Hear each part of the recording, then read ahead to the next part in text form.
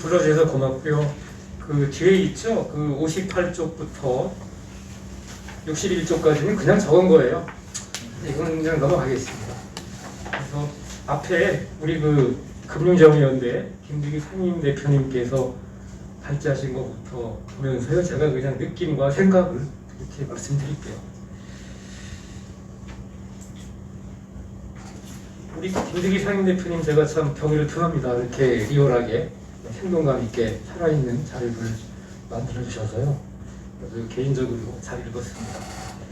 그러니까 우선 그런 것 같아요. 그 금융지주회사법이나 금융회사 지배구조법에 대해서 그 내용이 직접적으로 뭐 영업행위랑 관련 있는 것도 아니고, 또 어떻게 보면은 소비자와 직접 관련되어 있는 조항들이 별로 없거든요.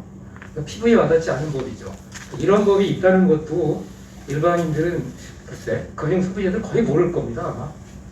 아마 상법 교수도 모를 거예요. 금융하는 사람이나 좀 알지 않을까 싶고요. 그러니까 근데 중요한 거는 이 지배구조법하고 그 지주회사법에 들어가 있고요. 그러니까 금융지주회사법은 제가 알기에는 이렇게 개별법으로 되어 있는 거는 우리나라밖에 없다고 알고 있습니다. 저는. 이것도 한번 연역이나 이런 거를 살펴볼 필요가 있고요. 왜 개별법으로 이렇게 만들어놨는지, 굳이 만들 필요가 있는지, 그런 생각이 좀 들고요.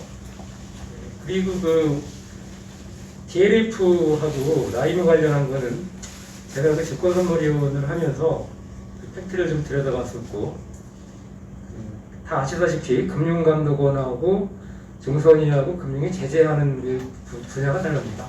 신분제재, 기관제재, 금전제재로 보는데, 증선위에서는 금전제재만 주로 다루는 부분이고요. 하지만 전체적으로는 다 들여다봤죠. 근데 좀 지역적인 거이긴 하지만 아까 우리 김득희 대표님 말씀하신 것처럼 이자 수입과 비이자 수입이랑 관련이 있습니다. 이게 무슨 말씀이냐 하면 은행들이 은행업을 하면서 그 사고 친 게 아니거든요. 그러니까 투자 매매업, 투자 중개업, 때로는 신탁업, 신탁 상품이나 펀드 상품을 팔면서 이렇게 대형 사고들이 터진 게 있고요. 또 하나는 제가 우스갯소리를 하는데, 그러니까 상품을 사는 사람도 이게 무슨 상품인지 몰라요. 그러니까 배추나 양파는 좀 아는데, 사과도 아는데, 그러니까 일반 상품은 이렇게 좀 알고 사는데, 금융 상품에 대해서는 사는 사람 모릅니다. 거의 몰라요. 파는 은행 직원도 모릅니다. 실적 올리기 위해서 팔았다고. 그러니까 제가 은행을 찾아가 봤어요. 여기저기 한 번요. 그러니까 실적 올리기 위해서 팔려고 하니까 팔았다. 근데 상품을 만든 사람도 몰라요. 만들 때만 아는 거지. 그러니까 상품을 잘 모르고 헐결치를 모른다고 하죠. 잡는 놈도 몰라요, 잘. 그러니까 잡는 사람도 감독원 쪽도 상품의 취약지이기 때문에 보면은 막 그때 공부해서 하는 거죠. 그러니까 저는 개인적으로는 금융상품이 제일 중요하다고 보는 사람입니다. 물건인데 이게 매매 대상이기 때문에. 또 하나는 사는 사람도 모르니까 파는 사람을 위해서 교육 진짜 해야 되고, 리얼하게. 그 파는 사람도 모르니까 파는 사람은 교육을 더 해야 되겠죠. 그러니까 이 파는 사람이 어떻게 보면은 일반 상인하고 비교해 볼 때 금융업에서 이 판매업자들이 글쎄 일반 상품하고 비교할 성질은 아니지만 너무나 좀 모른다. 이게 불안전 판매라 그러면 설명이면 뭐 판매 6대 원칙이 있다는 건데 그런 걸 잘 모르실 거예요. 저는 그렇게 알고 있습니다. 만나봤던 은행원들 얘기는요. 그런 게 좀 있고요. 쭉 넘어가겠습니다. 그리고 이거 하나는 뭐 그리고 금융회사 지배구조 관련해 갖고는 대주주가 없다고 아까 말씀하셨는데 이 부분이 글쎄요. 그 재벌 대기업들 같은 경우는 어쨌든 국민 정서상 뭐 비판도 하지만 한편으로는 창업자의 아들이고 손자니까 뭐 그런 게 있을 수 있어요. 우리 국민 정서상. 근데 금융지주회사 같은 경우는 일반 국민들이 관심도 없고 잘 모르고 또 어려운 분야고 아는 사람만 아는데 이게 어째 대주주가 없다는 점이 있기 때문에 이게 또 하나의 그 뭐라 그러나 이게 약간 그 구멍인데 이걸 갖다가 좀 메꾸시는 장치가 좀 필요한데 이제 권한하고 책임이겠죠. 이건 이제 디테일하게 좀 가야 될 것 같은데 뭐 모르겠습니다. 방법은 찾으면 충분히 있을 것 같은데 개인적으로 의지가 문제인 것 같습니다. 의지가 답은 있죠. 다 나와 있습니다 지금요. 근데 의지가 가장 문제죠. 의지가 뭐 사회이사 뭐 무슨 뭐 추천위원회, 사회이사든 뭐 이사회 구조든 무슨 뭐 후보 추천위원회든요. 글도 많이 나와 있고 논문도 많습니다. 의지가 가장 문제라고 보고요. 나머지 그 지역적이라고 저는 생각을 합니다. 그리고 그 28페이지, 29페이지 보면은 우리 김대규 대표님이 정리를 잘 해주셨어요. 신한금융기조, 하나금융기조, K금융기조, 뭐 각종 위원회, 명칭은 다르지만 뭐 회장 추천위원회겠죠. 이거는 이렇게 내부 규정 정관이기 때문에 실효성은 없다고 봅니다, 저는요. 그러니까 민간 조직에서 민간 조직 내부에 있는 그 내부 규정은요 법적 구속력이 전혀 없기 때문에 아무 소용이 없고요. 그러니까 법이든 법에 못 들어가면 시행령이든 최소한 감독 규정이 들어가야 된다고 봐요. 감독 규정에 그 은행협회든 뭐 금투협회든 뭐 생보 손보협회든 여자협회든 그 협회 규정에 들어가는 것도 자율규제 규정이지 구속력은 없습니다. 그래서 이거는 보완할 필요가 있고요. 30페이지하고 33페이지는 연결을 시켜주셨는데요. 후보 추천위원, 구성원 다양성업과 집중투표제 이렇게 연결시키면은 좀 좋지 않을까 하신 것 같아요. 이건 동의합니다. 근데 집중투표제는 저도 오랫동안 상법 선생이니까 들여다봤는데 정관에서 이렇게 좀 구면을 안 할 수 있게 되어 있는데 그러니까 이런 식으로 규정하는 건 다 드문 예거든요. 이런 부분은요. 근데 한번 긍정적으로 좀 뭐 금융회사든 기업들의 생각을 좀 긍정적으로 해볼 수 있을 것 같아요. 옛날에 현대자동차가 도입했었거든요. 근데 현대차도 하는데 왜 그걸 갖다가 그렇게 두려워하는지 잘 이해를 못합니다.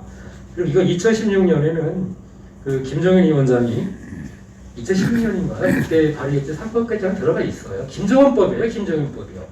경제민주화는 김정인 위원장이 주장한 겁니다. 그대로 가면 돼요. 제가 볼 때. 별로 문제 없어요. 근데 되게 두려워들 하시는 것 같은데 그런 문제가 있다고 보고요. 34페이지는 뭐 아까 잘 들었는데 박근혜 정부까지는 별로 그러지 않았는데 문정부 들어서 갖고 이런 일이 생겼다. 이것도 참 희한하다고 봅니다. 저도요. 이거는요. 그러니까 문정부가 글쎄 여기 이유는 모르겠지만은 이런 일이 좀 벌어진 것 같고요. 그리고 35페이지에 저 처음 봤습니다. 이거 그 4번에 금융행정 혁신이 금융회사 지배구조개선 공무원에 대한 개선 여부 그래서 수용은 4가지를 했는데 뭐 스튜어드십 코드야 뭐 기사 하면 되는 거고요. 1, 2, 3번은 다 수용 안 했는데 아까 이제 보이지 않는 손이 좀 작동하는 것 같다 그러셨는데 이게 상당히 이제 어떻게 보면 민감한 문제고 개인 이해관계 걸려있기 때문에요. 수용하기가 쉽지 않았을 것 같습니다. 이거는요. 이 부분은 쉽지 않았을 거예요. 국민 입장에서는 이거는 뭐 현장에서 얘기를 못하고요. 제가 그냥 나중에 기회가 되면 말씀드릴게요. 또 하나는 이제 다음 부분으로 연결이 되는데 우리 고효연 변호사님 판체물로 연결이 되는데 아까 금융소비자고 김대기 대표님 말씀하셨는데 2008년 9월 그 글로벌 금융위기 이후에요. 제가 알기에는 금융소비자 보호라는 이슈가요. 그 대부분의 나라에서 특히 미국을 비롯한 나라에서 이게 거시건전성 체계 정책, 거시건전성 정책 체계로 들어오죠 이게요. 네. 많이 바뀌거든요. 금융소비자 보호가 중요한 이슈였는데 그 감독기구에 많이 개편이 일어납니다.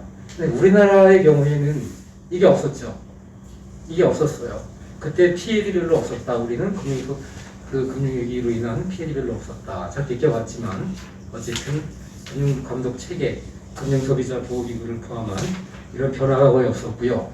금융소비자보호법도 최근에 작년이죠. 작년에 DLF 펀드 사태로 인해서 여론이 됐고 그러니까 작년 초에 통과가 된 것 같은데 사실 돌이켜보면 한 10년 정도 된 것 같습니다.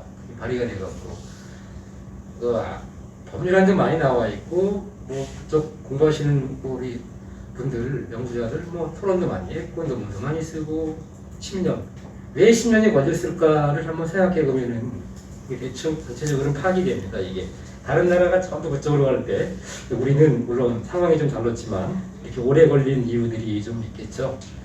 있고 그 다음에 이제 권 변호사님 발표는요 전체적으로 다 공감을 하고 동의를 해요. 동의를 하는데 그 사회이사든요 뭐 어디 뭐 의원이든 또 그분들을 무시하는 건 아닌데 잘 몰라요. 문제는 잘 모른다는 겁니다. 공부 좀 하셔야 될 거고 전체적으로는 아는 분이 들어가면 좋겠지만은 이사회든 어디 이원이든 들어가시면 좀 공부를 해야 될 것 같아요. 네, 많이 알아야지만 이사회든 어디 이원이든 무시를 안 당하지 않습니까? 발언도 할 수 있고 뭐가 문제인지도 집어넣을 수가 있는데 오랫동안 여기저기 좀 활동한 거를 경험 삼아 보면은 모르시는 소신들 많습니다.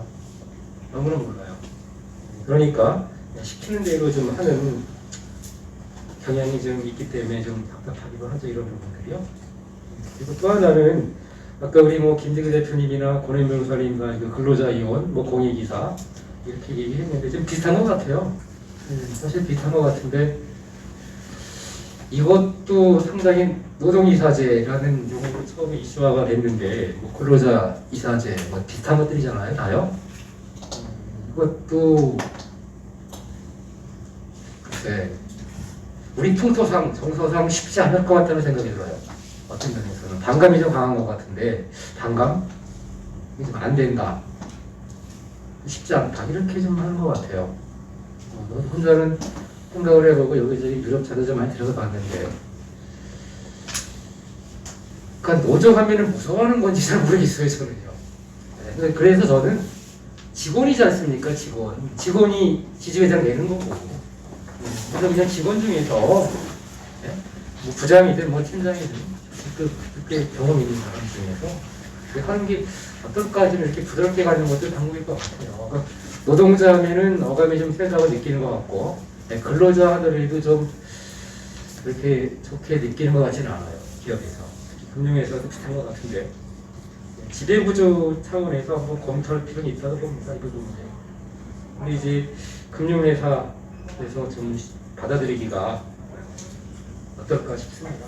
그리고 마지막으로 금융소비자보호법은요, 그 징벌적 과징금 부분인가요? 과징금, 딴 거는 그렇고요. 45쪽에 과징금 부과 대상, 이 부분에 대해서는 제가 말씀드리면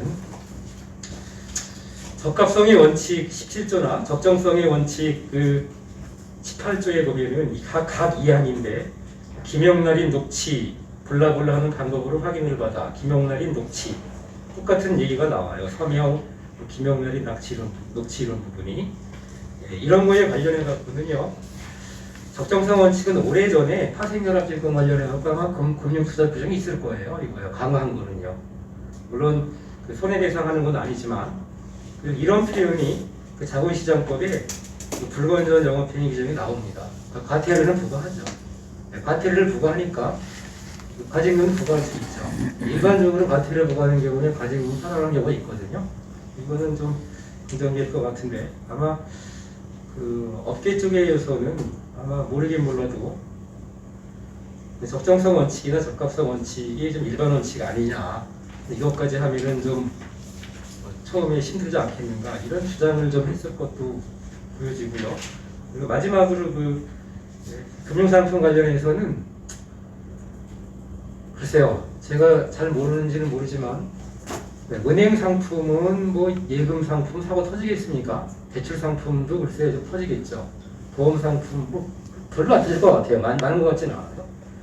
근데 금융 투자 상품이 투자성이 있으니까 뭐 펀드 상품이든 뭐 신탁 상품은 또 비슷한지 잘 몰라요. 지금 사람들이 은행에서 파니까. 그러니까 펀드 상품이든 신탁 상품이든 은행이 팔잖아요. 그럼 사는 사람은 전부 다 은행 상품인 줄 알아요, 이게요. 네? 그러니까 투자성이 있다는, 손실 가능성이 있다는 거를 인식 못 하실 수도 있어요. 그러니까 이 부분이 그 불안전 판매, 입대 원칙도 가장 문제가 될 걸로 보이고요. 또 하나 아까도 우리 권 변호사님 말씀하셨는데 신용카드 관련해갖고 그러니까 여신 전문 금융업법 관련해서 신용카드 상품도 있지만 그 여전사들이 하는 단기 대출, 장기 대출 있지 않습니까? 리볼빙이나 카드론 같은 거. 네, 이것도 좀 이게 삼각지대입니다. 잘 모릅니다. 이 부분이요. 근데 의외로 단기 대출, 장기 대출 많이 하거든요. 이런 부분은 사고가 많이 터질 가능성이 있기 때문에 전부 이렇게 교육이든 어떤 식으로든 강화하는 장치가 좀 있어야 되지 않을까 싶은 문제는 약관입니다. 제 생각에는 약관이에요, 약관. 여신전문금융업법에 의하거나 저축은행법을 보면은 그 은행이나 그 금융투자업자나 보험업자는 조금 덜한 편인데 여신전문금융업자나 상호저축은행업자 관련해 갖고는요 약관에 많이 규정되어 있습니다. 근데 보통 우리가 약관 잘 안 보거든요. 약관 이 부분이 좀 연구가 되어야 되지 않을까 싶습니다. 이상입니다. 좀 길어서 죄송합니다.